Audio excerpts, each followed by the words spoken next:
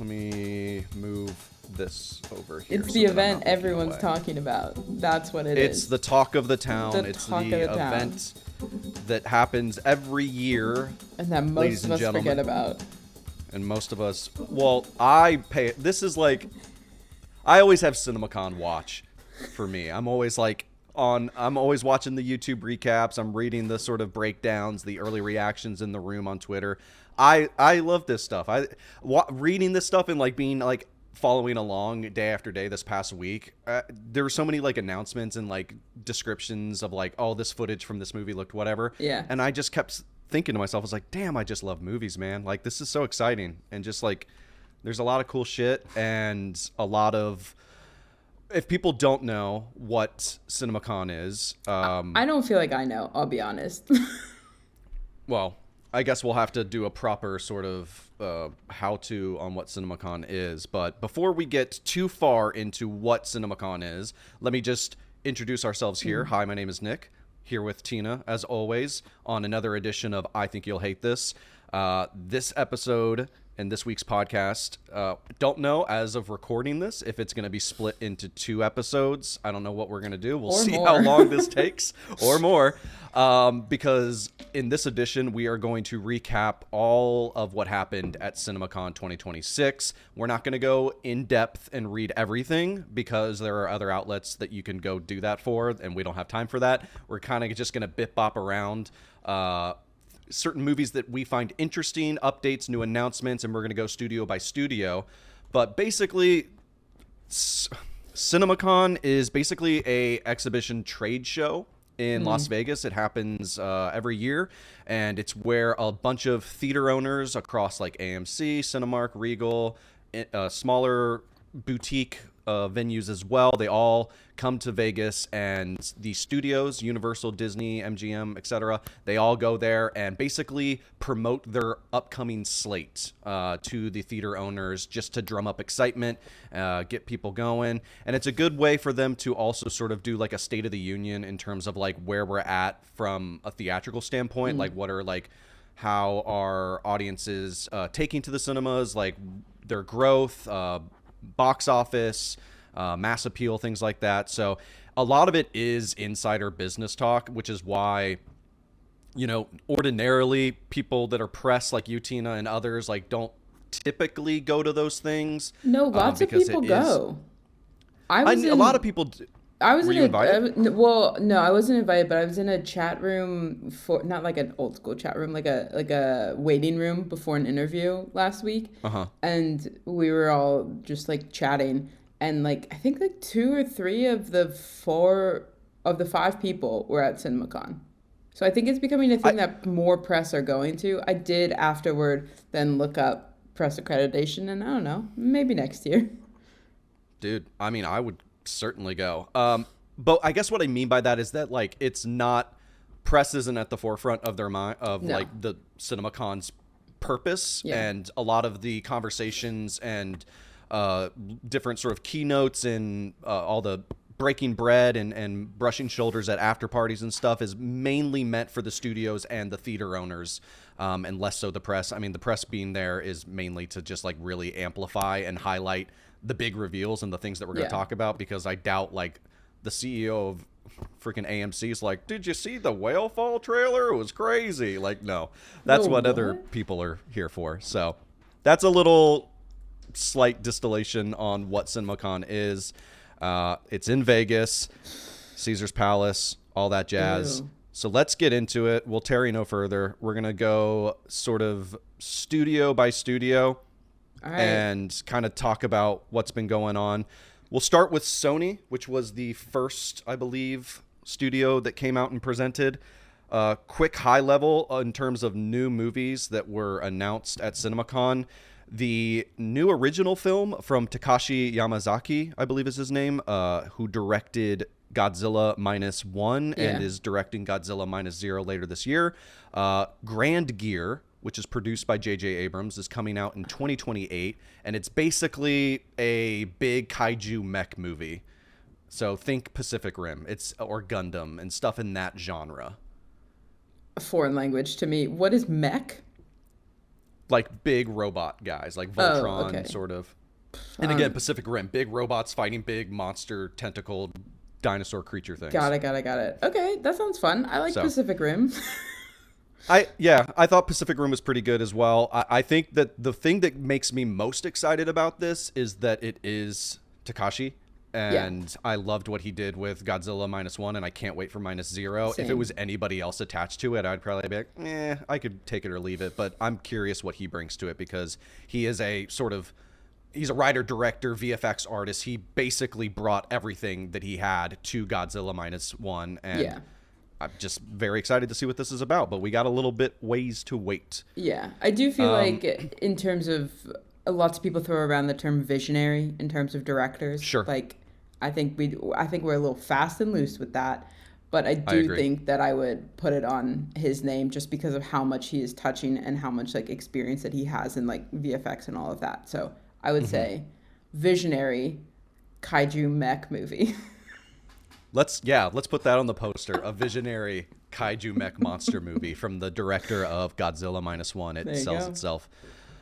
We also have a couple quick updates related to video games. There's been a lot of heightened excitement and enthusiasm, both from audiences and the box office, less so critics, with respect to video game adaptations in film. So we did get an announcement that there will be an animated Bloodborne film adaptation, which will be rated R. What is so for folks, that? Bloodborne is like a Sony Dark Souls-like game. So and Dark not Souls really up your alley. Is what? Exactly. Great. We're also going to be getting Justin Lin's live-action Helldivers film, which will star Jason Momoa. I love Helldivers. Played that game a lot. What's like a scuba diver that goes, it's bad? Murders? No. Are you aware of Starship Troopers? What? Are you aware of the movie Starship Troopers? Yeah. Okay, so it's basically like that. It's basically like army soldiers and cadets that like fight off alien like insectoids and robots and stuff. Okay, I think I like mine more. I'm going to be honest. I'll pitch it next year, CinemaCon. Your what? Your idea for it? My the submarine thing? Scuba divers, yeah. Yeah. Okay. And then Sony Pictures Animations announced a new original film called Buds, which is about talking plants that finally decide to break the rules of the plant kingdom and talk to humans in an effort to help the environment. And that's dated not for going to be December 2027. That's a children's movie, not a stoner movie. Correct. Fascinating. Feels like a missed opportunity. Spider-Man Brand New Day also had a small presence there. Nothing really insightful that came of that. 2 new posters came out, and then I believe they showed 2 new clips, which were all sort of like Peter Parker, MJ, Ned talking stuff. This is directed by Destin Daniel Cretton, so this is his first time directing Spider-Man. He previously did Shang-Chi, but he also did Short Term 12, which is how he kind of like really jumped into the world of film with that indie short, which I really love that movie as well.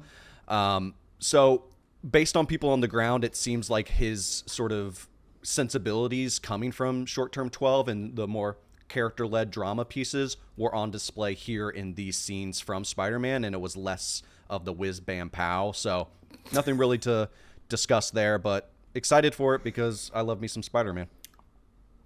You know, I don't. So Oh, cool. So voice in the comments how y'all feel about that, because we got ourselves a Spider-Man hater in the I didn't say a Spider-Man hater. I'm just gonna be honest and say that I think the Andrew Garfield Spider-Mans are the best Spider-Mans.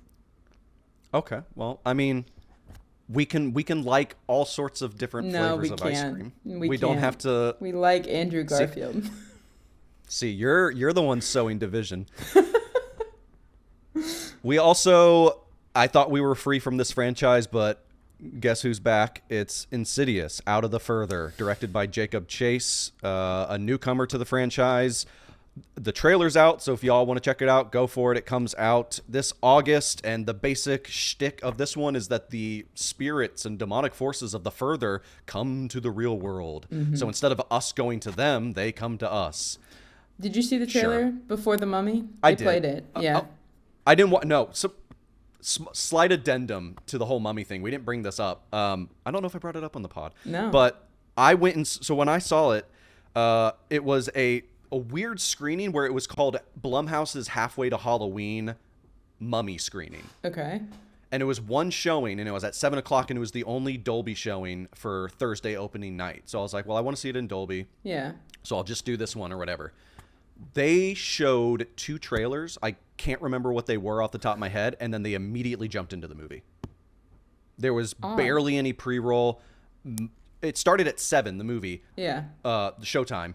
The movie ended up starting at like 7:15, which is rare. Yeah. Because usually it's like 7:25. It's like usually 25 to 30 minutes of ads and trailers. And it jumped right in. So I didn't see this. I didn't see the Obsession trailer. I didn't see Evil Dead Burn. Oh. It just threw me right in, which was odd. So I had to sit through Evil Dead Burn. Not you. Okay. Okay. Well, We'll get there. The trailer for Insidious, having seen it, kind of blah. But shout out to that girl from The Haunting of Bly Manor, the gardener. She's the lead. Oh, is she? Yeah. I did not finish Bly Manor. I got halfway through it and I just fell off. So you hate I gotta women. Get back to it. I guess so. It's a long silence. I don't love it. I thought the trailer looked interesting. I stopped it about halfway. There's like a small scene where like there's like a pillow fort or whatever. Yes, yeah.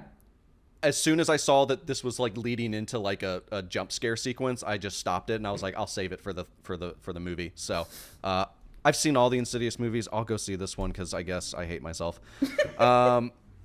Next, we have Resident Evil coming out this September from Zach Kreger. This one's exciting. It stars Austin Abrams, who is from Euphoria, who was in Weapons, who was also in another movie we'll talk about here later. Oh, well, that's exciting because I have seen him in this movie called The Line. That is phenomenal. And really? Yes, it's like a fraternity hazing movie with him and one of the Naked Brothers band brothers. It's probably now Alex. No. Oh, was it? It's Alex. Yeah, it's really good. Interesting. And then he's also in a great teen comedy called Do Revenge that I feel like not a lot of people watched with Maya Hawke, Camila Mendes. He's really funny. Oh, was that on HBO? No, it's on Netflix. Netflix. Okay, yeah. I do remember seeing that one. Okay, cool. Yeah. Interesting. I like check that one out. So the thing about this movie, like I said, we're not going to walk through like what they showed in the trailer or whatever, but the basic idea here is that, and it's been described in test screenings, is that like it's a 90-minute taut end-to-end like horror movie in the vein of Mad Max, in the sense that like we are going from point A to point B and following one character. We're not jumping around in time. We're not cutting away to other characters. You are following this guy from minute 1 to the very end as he just continues to descend into madness with the world falling in around him with zombies and everything Resident Evil. And that's Austin? Austin's not a the lead? lot. Yes. Okay. I'm just now realizing that I have been conflating Resident Evil and Evil Dead. So that's something for me to discover. But I'm excited. I like Austin a lot, so I will be very happy to see this, even though I have no idea what's going on or what I should expect. I think that's probably going to help you out with this one. So it'll be like a clean slate. It'll be like you're watching basically like an original Zach Kreger film, which you're very fond of. So Zach Kreger, coming off of Resident Evil, there's a couple other things that he's attached to that I believe was part of this presentation, but it's not on the write-up that I'm reading right now, so I found another article to mention it. But Aunt Gladys, a movie about Gladys, I don't think that's what it's called. I think it's actually just called Gladys, is the next thing that he's going to be producing, and I believe just writing, with the release date on that to be September 8th, 2028. And it says here, according to Variety, with Amy Madigan reprising her Oscar-winning role. And then it says Zach Kreger's next original thriller, The Flood, will premiere August 11th, 2028. 2 full years later. Or I guess 3 full years from Weapons last year. Jeez. Correct. So he had Weapons last year. We have Resident Evil this year. And then we're going to have a break next year. And then we're going to get one directed film by him, and then I believe one produced and Right. written by Aunt Gladys movie. Interesting. So We we will update these things as we find out more, if he ends up directing both or whatever. But that's the latest on the streets, is that he's just going to operate as a writer and producer on that one and focus on his original script and directing The Flood, which I don't know anything off the top of my head about that one, so Okay. I will leave that alone. I think it is sci-fi though, so we'll see. Okay. I didn't think he was going to go biblical, but you never know. Oh, what, like Noah? A dark reimagining. It's the most famous flood. okay. I don't know what you're talking about. That's true. This one is near and dear to me. I am so, like, the reactions from this presentation have me excited and feeling a little bit better, but I'm not ready to fully let myself I know what be this is. free to accept this. It's The Social Reckoning, written and directed by Aaron Sorkin. They showed, I believe, a first look teaser. You see Mikey Madison as Facebook engineer Francis Haugen and Jeremy Allen White as reporter Jeff Horowitz, discussing a potential story exposing the Facebook company's secrets. The trailer then cuts to the first look at CEO Mark Zuckerberg, played by Jeremy Strong in convincing makeup, defending his role in the company and dubbing himself a leader of free speech. It apparently is going to sort of like have the sort of, I believe it's like Senate hearing that he did a while back ago, like early COVID times or whatever. Like, I think it was the initial Trump presidency around that time, or it was during the January 6th, because I know that they are going to discuss and show January 6th to some extent in this movie. So it was during those times when he was doing a testimony and stuff. So that's going to be sort of one of the through lines of the movie. If you recall in the original Social Network movie, there's a lot of that back and forth that Eduardo Saverin is having with Jesse Eisenberg, Mark Zuckerberg in the film as well. And that kind of operates as a sort of B plot as well. I very, very nervous of this movie. It also stars Bill Burr, Wunmi Masaku, Billy Magnuson, Betty Gilpin, and apparently the score is done by Alexandre Desplat and not Trent Reznor and Atticus Ross, even though in the teaser it does do that hand covers bruises sort of little anecdote at the end. So part of me is still laying awake at night praying that they're like, sorry, actually, Alexandre Desplat is not doing it. Trent Reznor and Atticus Ross are doing it, but it's probably not going to happen. It's not going to happen, Nick. It's a good cast. I mean, look, I think it's a good cast. I think I would have preferred Jesse and Andrew to come back. I don't see why they couldn't have come back unless they're busy or something. But I think that it would have been worth keeping them on.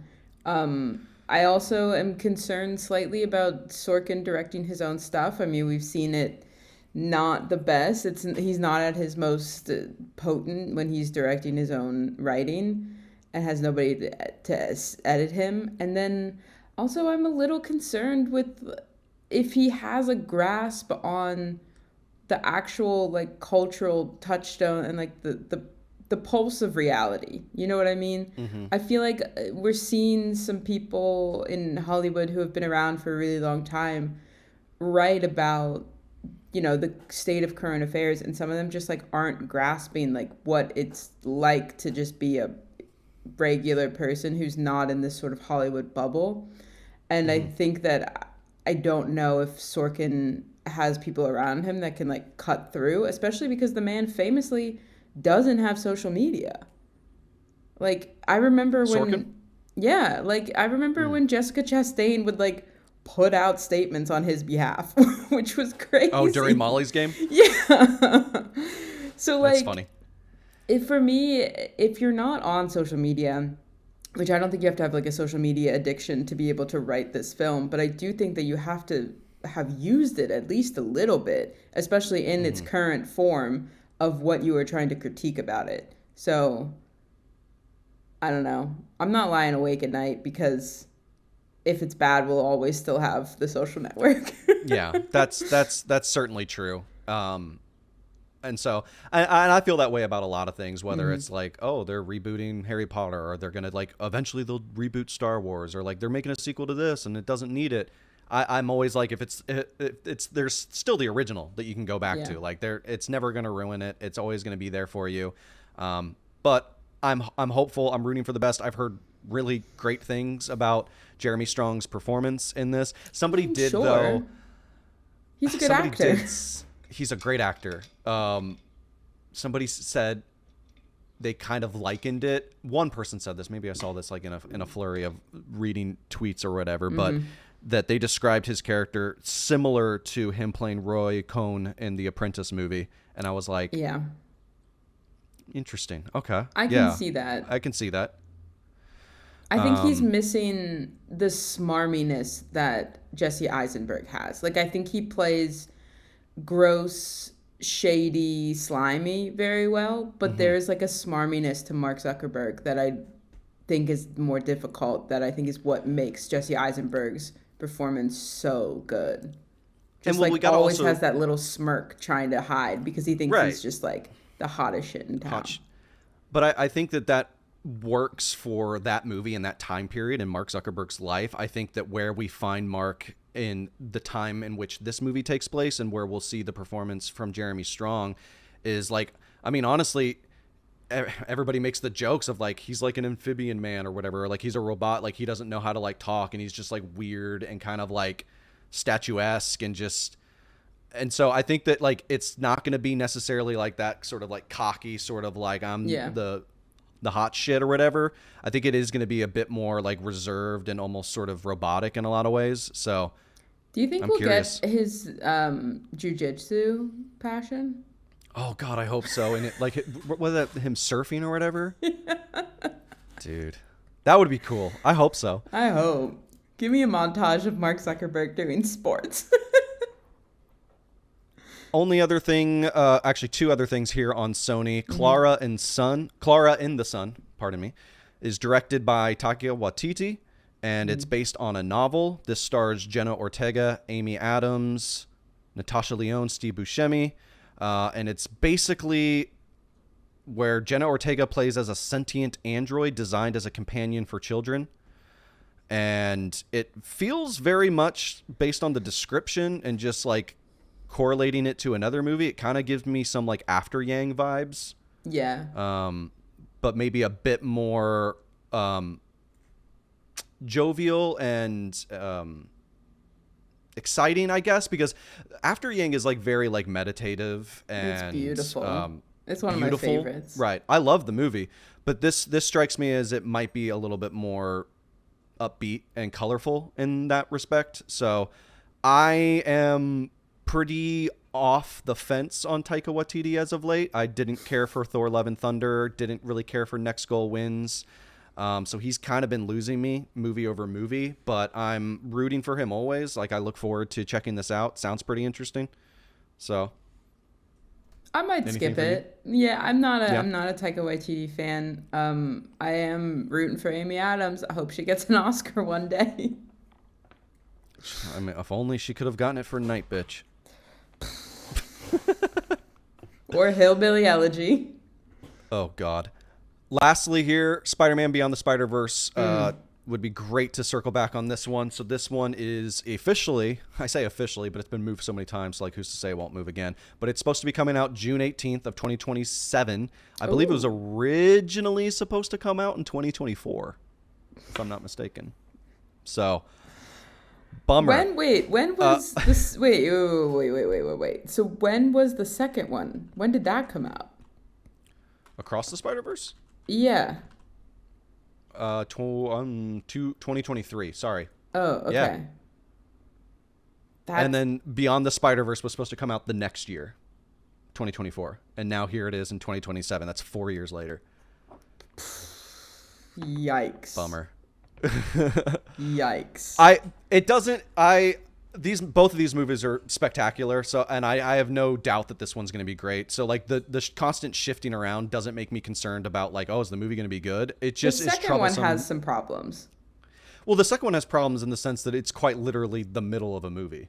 Right. So that's bad. Like, I mean, yes. Yeah, you can't have bad by its very function. Exactly. It's just a poorly plotted out. Like, if you're going to make something over the course of two movies be like a two-parter, you still need to have the person who's watching part one feel like they gained something and they watched a complete movie. it's the same problem that I feel like with the last Tom Holland Spider-Man, where it's just a whole lot of filler until the last 5 minutes when they actually get to the story that they want to tell, but they want to tell it later. The No Way Home one? Sure. Is what you're talking about? I don't remember. The one with all the Spider-Man? Oh, I skipped that one. Okay, the one before that one. Okay. You see Madam Web, though? Yeah, I did, unfortunately. This movie, they showed some footage. There's some images out there that have surfaced. The coolest thing to me about this one is that the footage is presented in 1:43:1 aspect ratio, which is premium large format. So it's going to be made for IMAX, and the visuals and the footage in it so far looks incredible from all the pictures that have been released. And I'm just ready for more of this franchise. I'm hoping that it sticks the landing and will be like a pretty damn good trilogy all in all. Love these characters, love the art style and the way that they blend different animation techniques. I think it's just a breath of like animation love, and I'm super excited for it. Yeah, I will see that one. All right. Let us move on to the next one here. Let's just skip to Disney real quick. Why not? Who cares? Let's get the mouse. Let's get the mouse up here. Let's get the mouse. Bring out the mouse. Atone for its crimes. They start. Is there anything I'm not going to read through this. Devil Wears Prada 2 was there. They showed some scenes. I've never seen Devil Wears Prada. That shouldn't be shocking to anybody listening to this podcast. You have sisters. I do have sisters, yep. That is shocking. This was not one that we watched, unfortunately. Let me talk to them. What are they up to? These people spelled national parks wrong on here, by the way. It's not with 2 T's. But it's going to be big, probably. I don't know. They're banking on it. The full cast is coming back. Justin Theroux is in this? He's not in the first one, I don't believe. And Kenneth Branagh? Maybe I will have to watch this. The first one's decent. See. Like, the first one, Meryl Streep is really fun in that role. She looks like she's having a great time in the trailers I've seen for the second one. It's not right. Like, I'm very curious, as somebody who's, like, seen Devil Wears Prada quite a few times, because I loved Anne Hathaway as a child. I think that they are, like, trying to soften her character, because I don't think that the Miranda Priestley character would have been as well received today as it was back then, where there'd be like a million think pieces. Would she be canceled? Yes. Yeah. There would be like a million think pieces about like how this is actually like bad for feminism or whatever. And like, yeah, it's not great that she's a terrible boss, but like women are also terrible bosses. So, yes. Right. And like, since when do movies have to like coddle to every individual like why can't movies have, and they do, I'm more so just like bitching and moaning for no reason, I guess, but like we don't have to love all the characters in movies we watch. Like, it's totally fine for you to be like, that character was reprehensible and they sent feminism back or whatever. It's like, yeah, they did, because they're a terrible character, and in the context of the movie it makes sense, and we're not supposed to like this character. So right. And she's kind of fun. Like, she's kind of nasty and fun in that way of like, you love to hate her. She's like one of those characters. Yeah.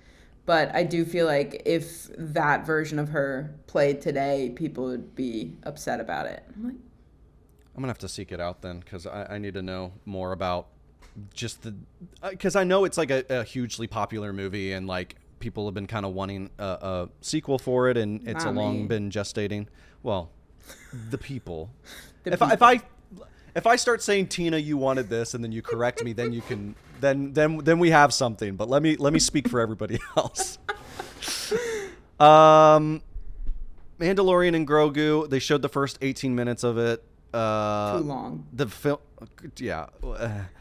I'm hearing still mixed things. Some people say, hey, the first 18 minutes or whatever, like, it's selling me. Like, I see the vision. It's great. Some other people are still like, this still just feels like a television show. Like, there's nothing about it that isn't just like, this is more of the show that you saw on Disney Plus. Like, nothing about it feels premium, made for cinema. And frankly, I'm kind of sick of the whole Mandalorian and Grogu just in general. Like, if they announced, like, we're doing another season, I'd be like, I don't even know if I'm going to watch it. I don't know how much I can after like 4 seasons or whatever, and then going into a movie where Pedro Pascal's character Din Djarin as the Mandalorian is still being like, no, Grogu, don't touch that. No, spit that out. Like, we're still doing this? We're still doing those little sight gags where he's like pressing beep, boop, boop, boop buttons, and he's like, no, you're a baby. You got to stay over here. It's like, we've been doing that for 4 seasons, dude. Like, I need something else. So, I don't know. I'm worried about it. It's the first Star Wars movie in, I think, 7 years. Yeah. I think 7 years since the Rise of Skywalker. Yeah. Which was not good. No. So I think that had they made this movie 5 years ago, they would have printed money with it. Now, I feel like they've lost, like you're saying, they've lost a lot of goodwill. And I think people might be a little tired of Star Wars at this point. Yeah. I mean, I think the people that are still into Star Wars are probably the people that are banging the drum of Andor and Rogue One and stories like that, which are really, really great. And I think that there's still room for that in Disney and Star Wars, and I would love for them to get back on that. Like, I'm still curious what the James Mangold History of the Jedi movie is and whenever that'll come out. So I'm not done with this franchise, but like it's super lost a lot of its appeal to me, unfortunately. And I was a huge fan of Star Wars. And it's just sad. It's like, it's the first one, like tickets went on sale like just the other day, and I just did not feel compelled to have to like immediately jump on. Whereas previously it's like, I have to be in the first screening or whatever and yada, yada. And I'm going to buy 2 tickets so I can go see it right after or whatever. It's like the days of that are over for me. Like it's not there anymore. So we'll see. Jeremy Allen White plays a Hutt. So I'm curious what that's going to look like. And I think that this is probably going to be the first Star Wars movie that comes out that like is not a guaranteed like moneymaker. Yeah. I think it'll make money, but I think when you take a step back and look at all the other ones since Disney acquired Lucasfilm, this is going to rank at the bottom. I have a good feeling about that. Yeah, probably. Cute puppet though. Cute puppet. Agreed. Toy Story 5. They showed a lot of footage here. Just going to plug, comes out June 19th, 2026. This is going to be huge for Disney as well. I have liked every single Toy Story movie that's come out. That is so crazy. I think that they're all good in their own ways. I think some are stronger than the others. Is this something that we need? Not necessarily, but I, as somebody that has a bunch of nieces and nephews and have seen the way that iPads can control and just like absolutely just deprive children of their youth and just like turn them into mindless, brainless zombies.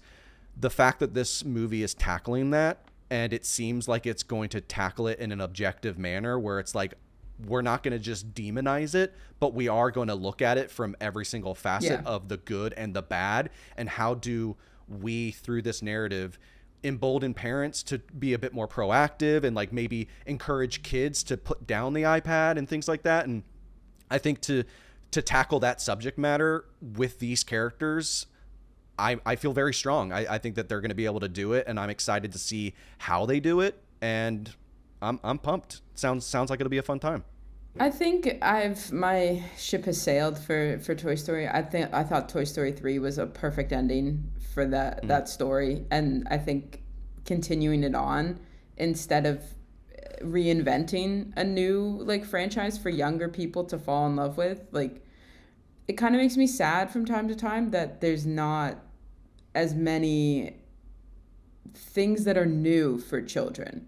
Like, some kids are going to grow up with Toy Story 4, but Toy Story 4 is a continuation of something that was their parents' generation, you know? So it's not a new story that is like specific to their adolescence. So I agree that the iPad thing is interesting, but... Well, since Toy Story 3 came out, we had, in terms of like original Pixar, we had Brave, we had Inside Out, we had Good Dinosaur, we had Coco, we had Onward, we had Soul, Luca, Turning Red, Lightyear, but that's kind of tied to Toy Story, Elemental, Elio, and Hoppers. That's a lot of original. Right, but then invest in that. Invest in those stories and you could easily do an Inside Out with the iPad. 100%. Sure. And the thing is that looking at this, it's like it's very clear which ones of these like were hits and they invested in, and that one being Inside Out and Inside Out 2. Inside Out was a hit. But they even invested Inside in Out, Inside Out 2. You could argue Inside Out was like, that was over a decade ago. The first one is 2015. Yeah. Coco is finally going to be getting a sequel too, apparently. So that's what I'm I saying. don't know. Like, I'd be more interested in that, or more interested in newer stories that tackle the same thing rather than going back to Toy Story when they had already created a perfect trilogy, but then the fourth one messed it all up, so none of it matters anymore. Yeah, I do feel this way about some of these, like Elemental, Hoppers, for instance. I preferred Hoppers over Elemental personally, but like when I approach a new Pixar movie, I always do go into it being like, while I watch it, I'm like, what is the potential here? Like, what are the characters that could end up like spawning off and being the new Buzz and Woody or whatever? Right. Not to say that they need to like create them and like engineer them to function as ever existing IP and properties, because that doesn't feel story focused. That feels very like money and commercial focused. Yeah.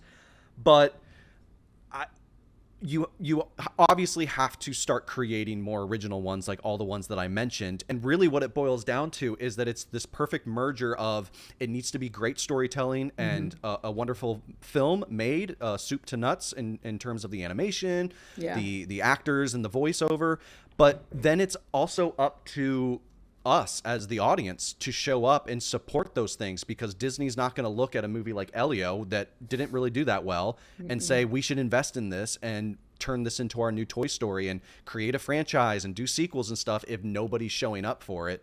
And so unfortunately, Toy Story is one of those things that it's existed since like the beginning of Pixar, and it has continued movie over movie to outperform the one previous, and they've been able to just push that snowball down the hill, and it's gotten bigger and bigger. They did it with Cars for a little while as well. And so they just need to continue to find those things, and then we as the audience need to continue to show up. One thing that I'll just caveat with all of this related to Pixar is that unfortunately during the 2020s, with Onward all the way up to basically Lightyear and Elemental even, that's the COVID era of Pixar. And so in terms of like directed Disney Plus or Disney Plus in theaters at the same time and staggered rollouts, that probably did hamper a lot of like, hey, how can we get like a really decent pulse check on how these new characters are doing? Do families like it or whatever? And so I think it might take another couple original movies to really find like, this is the one that people are really resonating with, and let's invest. But I think you could also argue that they're spending more money in marketing Toy Story 5 when arguably it needs less money to market, because the name recognition alone gets people there. But where's the money being spent on something like Hoppers, which, like, honestly, I feel like it kind of came and went extremely quickly in terms of like, it was very not really on my radar at all. I was like, I know that it's coming, but I don't know when it's coming. And same thing with like Elio. It's the marketing budget needs to be bigger for these movies. It's the same thing. Like, people, you can't expect to have a new like franchise like Toy Story if you are not putting in money to get more people's eyes on it, especially now when there's so many things fighting for people's attention. So maybe this is just a beef that I have with Disney in general and not specific to Toy Story. Yeah. I mean, I definitely think in the case of Elio, that movie like came and went so fast. Like, I remember there was a trailer for it initially, and then it got delayed a year. Yeah. And then the marketing started again, and then it just came out, and then after like 2 or 3 weeks, it was just gone. Just whatever. Yeah. Hoppers less so, but you're totally right in the sense that like they do tend to like really overexert a lot of their marketing for the Inside Outs, the Toy Stories, the Cars or whatever, and not their more original ones. And so that is probably another area where they could probably use some additional refinement on that. But moving on, two things I'm going to bundle together. I don't have much on this one. There's a trailer. It's staring at me right now, but there's no description, so I'm not going to read about it. It's apparently based on a book. This movie's called The Dog Stars. Comes out in August directed by Ridley Scott, and it stars Jacob Elordi, Josh Brolin, Margaret Qualley, Guy Pearce. Oh, this is the one. This is the one where they travel. It's like a dystopian time, and there's a mysterious radio signal, and they go try and investigate it. I'm interested in this one because I love a dystopian story.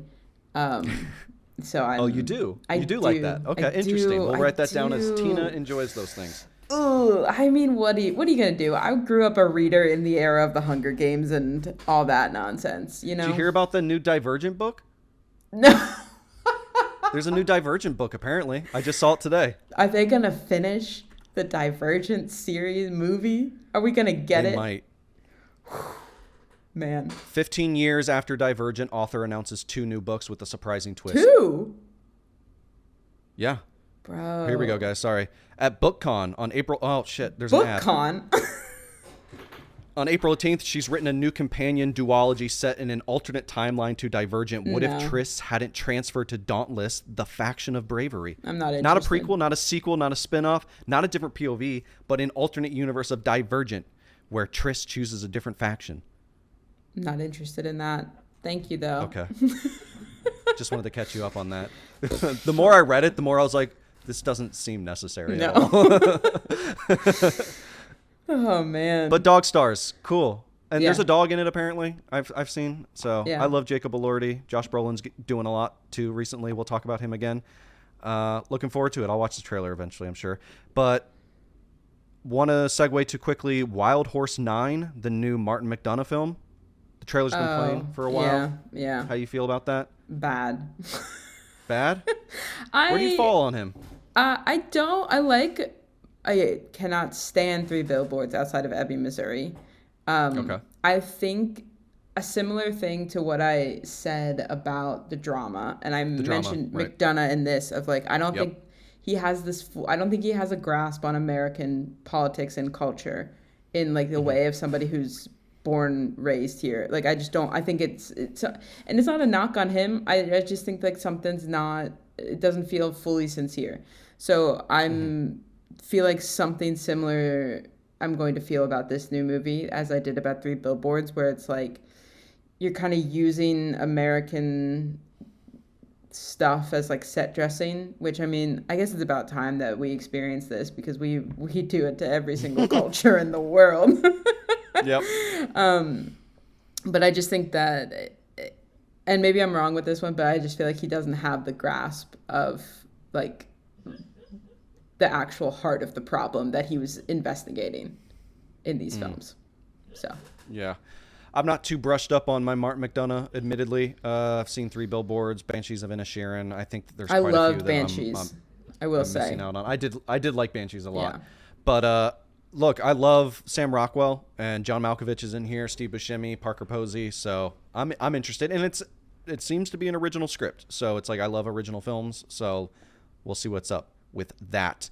Just going to quickly plug Hexed is a new Walt Disney Animation original film starring my lady Haley Steinfeld, who plays a teenage girl who discovers that she comes from a lineage of witches. Isn't this the one that was supposed to be a boy and then they changed it? I think so. I think that's the one that Alec was telling us about. Yeah, I'm very curious about what was happening behind the scenes about that. Yeah. Interesting. Unclear. We'll find out. November 25th. We probably won't. They're not going to start with the presentation of here's what Hex once was. Here's why we changed it. All right. Let's get to the thing that I told you I wanted to walk you through, the totality of it.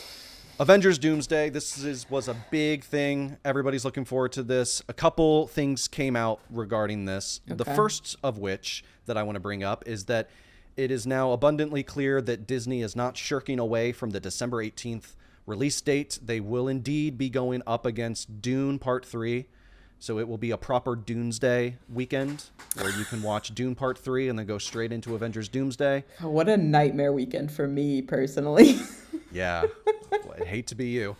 One of the other things, too, that came out about this is that Disney announced something called Infinity Vision, which yes. initially I thought was like, wow, they are going to pioneer their own new sort of projection style, new screens or whatever.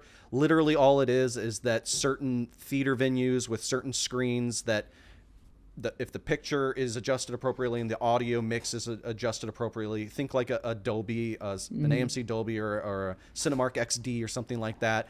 If you meet a certain prerequisite requirements outlined by Disney, you can call yourself a Disney Infinity Vision theater and screen.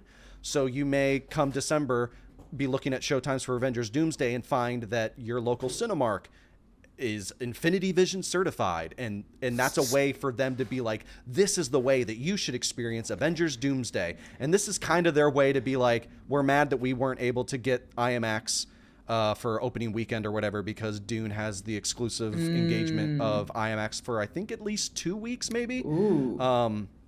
And so they didn't decide to move back a week because Jumanji, I think the third Jumanji movie was supposed to come out December 11th, but then it moved. So there's a free weekend that Avengers Doomsday could have moved up to, but they're like, no, screw it, we're staying right here. And so this is like a weird sort of marketing, sort of naming thing for them to just, I don't know, try to get people to pay for more premium large formats, even though it's not IMAX. So I think it's all silly. Yeah. And very funny. Doesn't affect us, though. Shout out to AMC A-List. Yeah, doesn't affect me. I will just go see this in Dolby, and if they call it Infinity Vision, good for them. But it's going to be Dolby for me. This movie is the second Marvel movie this year, after, obviously, Spider-Man Brand New Day. I'm going to read through this real quick, and I just want to get your reaction to it, because you famously are a bit detached from Marvel as of late. You've seen many that you enjoy, many that you don't like, and some that you've just never seen. So I'm going to read some of this real quick and just get your reaction. So the trailer opens on Professor Xavier watching an energy rift from inside the X Mansion, which is in shambles. The famous Xavier School of Gifted Youngsters sign lies in rubble. We then see Robert Downey Jr. unmasked as Victor Von Doom, talking in his Latvian accent, teasing that something is coming that cannot be stopped. Any notes on like how good his accent is? Because that doesn't... People say it's good. People say it's good. Okay. People say that you wouldn't be able to tell it's Robert Downey Jr. if he had the mask on. And I think people can be liars. I do. I agree. I think that one of the things about just this whole thing in general, CinemaCon and being in the room, is that like your emotions you're drinking the Kool-Aid.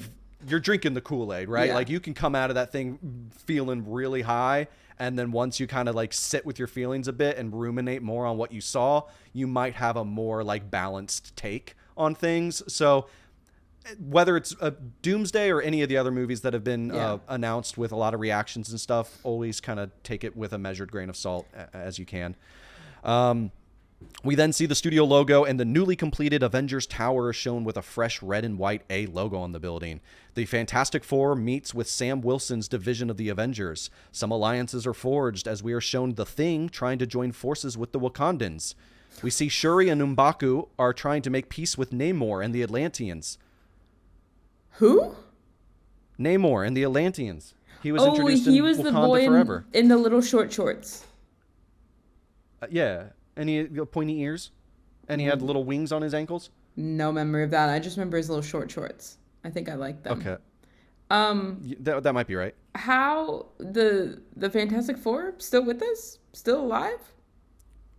Did you see the Pedro Pascal one? Yeah. Okay. So at the end of that movie, I believe it's in that movie. Anything could have happened in that movie. Oh, it's not at that. It's at the end of the Thunderbolts. At the end of the Thunderbolts, we see the their ship that they fly in, the Fantastic Four, and it enters their reality basically. So because the Fantastic Four First Steps takes place back in the olden days, and it's in a different universe of our main hero characters. I believe the main timeline is on Earth 616, and this is a different Earth. So it's the multiverse, Tina. So they existed elsewhere. and they came to Earth 616 is what happened. My favorite review of the Fantastic Four First Steps was somebody who said, "Do you think they stopped the Vietnam War?"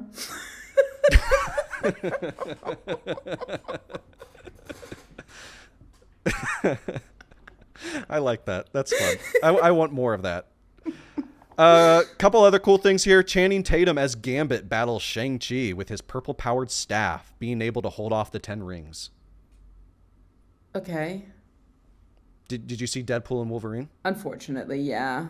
Yeah, and Gambit was in that, right? Yeah. Didn't he have like playing cards, or am I just like mixing him and Dr. Facilier up? Oh, okay. Yeah. Nice. That's Gambit's whole thing. A huge money shot comes with Yelena coming face-to-face with Mystique from the original Fox movies, sporting a new haircut with a white comic-accurate costume, who we then see morph into Florence Pugh before they fight. So Mystique is who? Mm-hmm. I believe it is not Jennifer Lawrence. Mystique. Oh, the blue lady. The blue lady, yes, from the original Fox films. Rebecca Romijn. Sure. I'm great with the names. I can't do it. Shout out to Rebecca. I love Florence Pugh. Florence Pugh is what got me to see Thunderbolts, and I did like Thunderbolts. So far, this is just like, it feels like I'm just listening to like a slideshow of like, here are some characters. I don't really feel any sort of emotion. Like, there's no... It just feels the same so far as every other movie where they're like, something bad is coming. But like, look at all the friends that we have.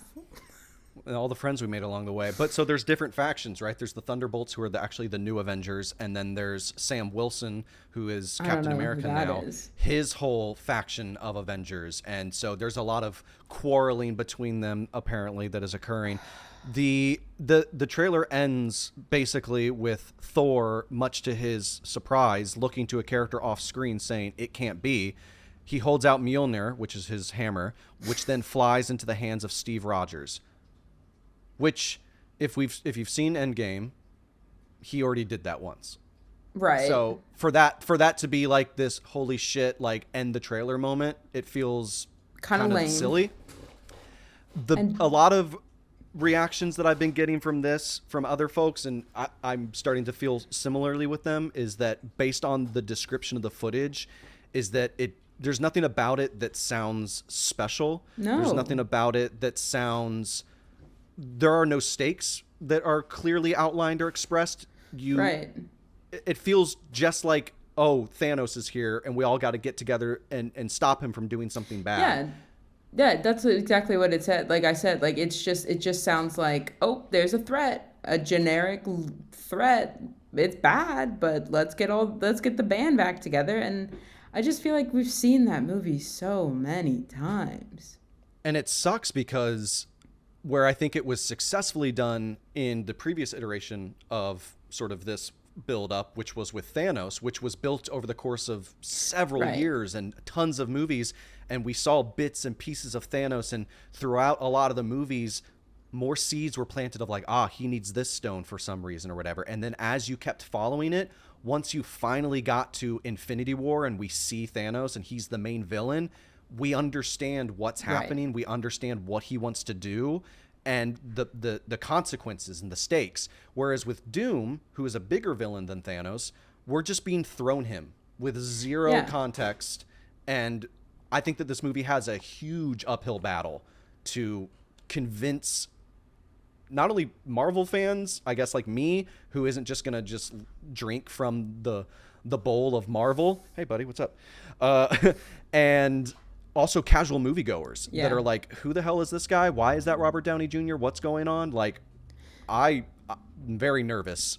This doesn't make me confident in the movie. I think there's some exciting shit in there for sure, but like, is it going to end up netting out to be like a complete, holy shit, what a good movie? I don't know.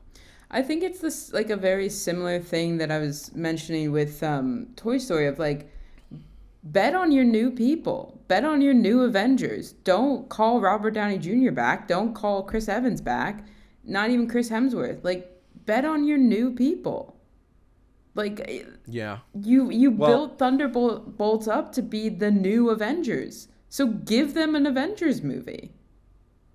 Yeah, I think the problem there is that, well, for one, Doomsday and going into Secret Wars eventually, we've talked about this on the podcast before, but it's like there's Battle World and they're like have to fight each other and stuff. About Battle World. If they're looking for name suggestions, I could probably give them a couple. World Battle. Instead of Battle World. World Battle. They need characters like Chris Evans, Captain America, to come back and do battle in that against other Captain Americas and stuff, for it to be like this sort of multiversal, different variant versions of these characters fighting against each other. Like, it makes sense to me, but in terms of like the timing of it, it feels way too rushed, because we have the Spider-Man movie coming out this July, and then we have this in December. And then I believe, if I'm not mistaken, there's no other movie in between Doomsday and Secret Wars. It just goes into Secret Wars, which comes out, I think, next May. Oh. And so it just goes back to the whole thing I was saying about the Infinity Saga and building up to Thanos, is there's no build up here. It's like, and we just said goodbye to Chris Evans as Captain America, what feels like not too long ago. And so it just feels rushed. And I understand Disney wanting to get this out ASAP, because honestly, even if it is dog water and it's not good, it's going to probably make a shit ton of money. And Marvel really needs to make a shit ton of money right now, because a lot of their previous exercises that have come out have not been good and have not been making them money. And they just laid off their entire VFX department. So that perfect kind of blows. Timing. Perfect timing. So I don't know how I feel about this movie, let alone Secret Wars, which is wrapping probably post-production in the coming months. So maybe I don't know what. Battle World, instead of like outer space, it'll just be like a Midwest Walmart parking lot. I'd watch that. Dude, give me more street level action. I'll take it.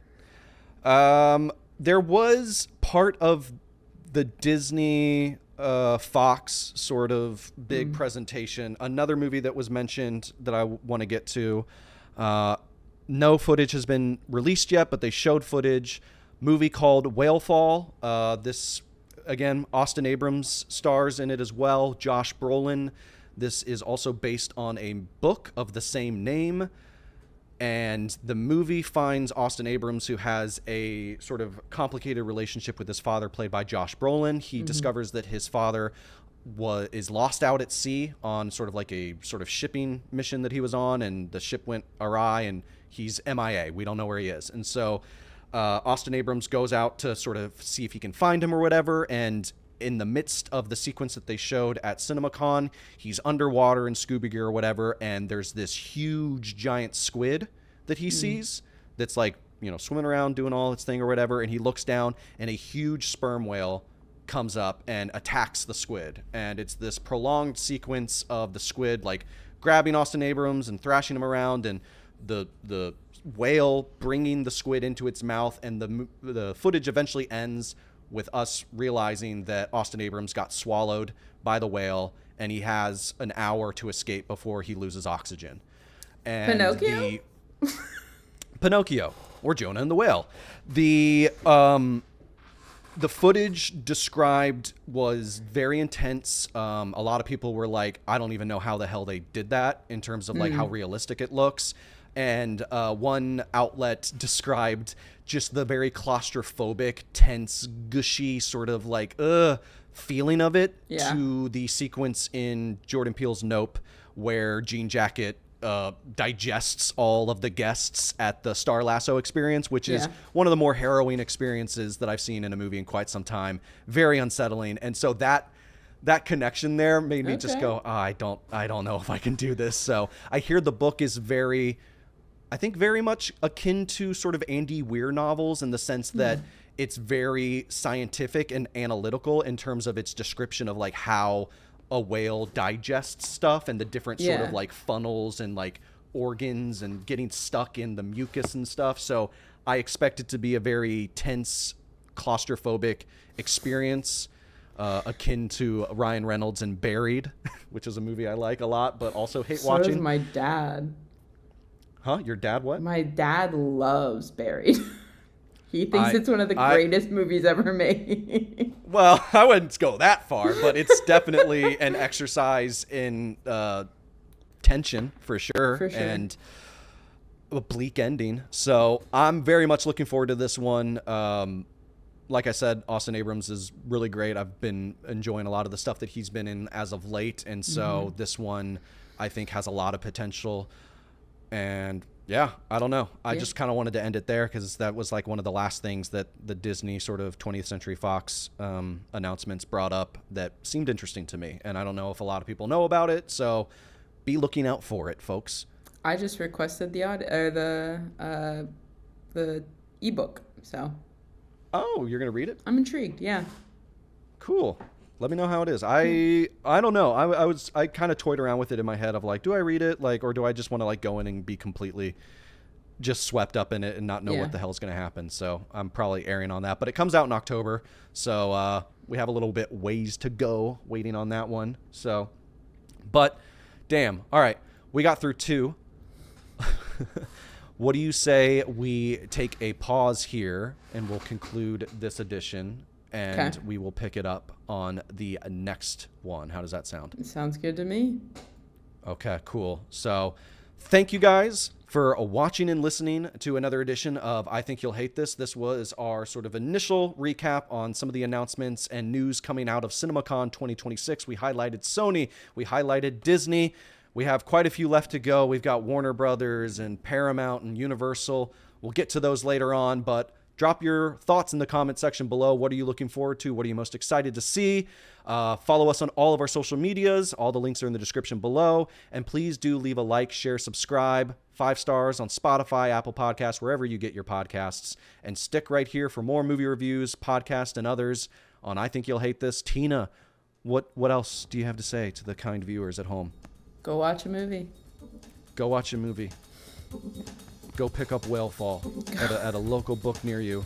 At a local book. At a local book near you. Maybe pick up Divergent. I don't know. It's coming back, right? There you go.